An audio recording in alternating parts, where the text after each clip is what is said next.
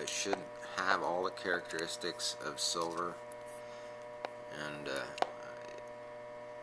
I was looking through a big batch.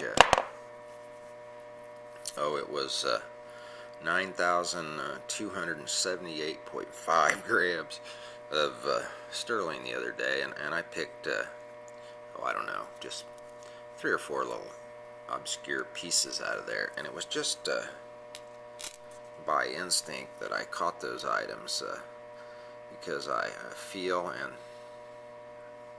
sometimes smell just about everything that comes through, and when I'm looking at it, and of course I use a lot of past experience to catch bad pieces. But just because I thought the piece was stiffer than it should be, the piece was marked sterling, Mexico, old piece, nice, really no reason to think that it was not silver, but because of the way it felt, as far as the bendability of it, the flexibility of it, I knew that we had a problem. So I tested the piece, and sure enough, it was green as a gourd. So let's go on to a bit finer stone and some gold that I wanted to talk about. Some people make a big deal about a dirty stone. I can't say that I like having dirty stones, but they're really not that big of an issue. You can get a lot of scratches on a stone really before you have to clean it. But in a video the other day, a lot of jewelry came in. 294 grams of 10 karat. And there was one piece in there that my instincts told me that it was bad. And I really didn't spend enough time on it, and it's not a big deal to get burnt on a 2-gram piece in a 200-gram lot, but it didn't help anything, that's for sure. But when I stoned this piece, it seemed very hard. Now, by accident, I had left a little acid on the piece overnight, or for a few hours. When I looked at that later, I thought, we got a problem there. And I haven't went back to check it out, but we're going to check that out right now. But I think that is I think what we could consider an exotic metal. Over a long time, it developed a green spot down in here that I think you can see right there, and I don't at all like the way that looks. Normally I would have wiped that acid off and had never been able to catch that piece, and I wouldn't go back on the seller because it's my responsibility to not get burned, not his. I'm making your video, I got a little acid burn. They're not really a big deal. I don't like using 10 karat gold or 10 karat acid so much because it can give you some false signals on some fake 10K sometimes. Now, we've got some test items that are in question,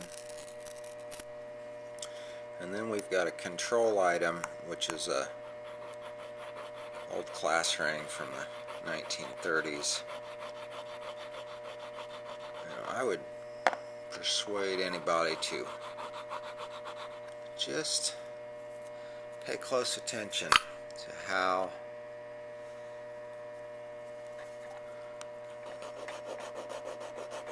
metal feels on your stone.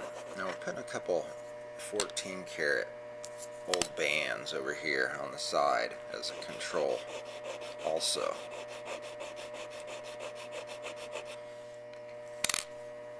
And the other day when I tested this, I used the 14 karat acid first because I think that's the best way to do it.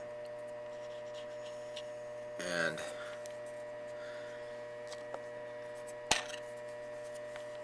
our questionable pieces,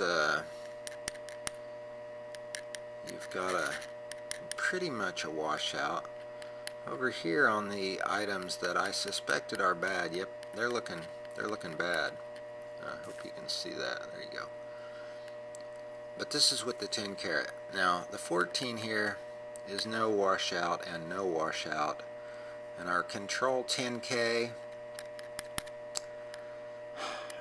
it's not a complete washout. You can see a residual amount under there. And I hate that I used so much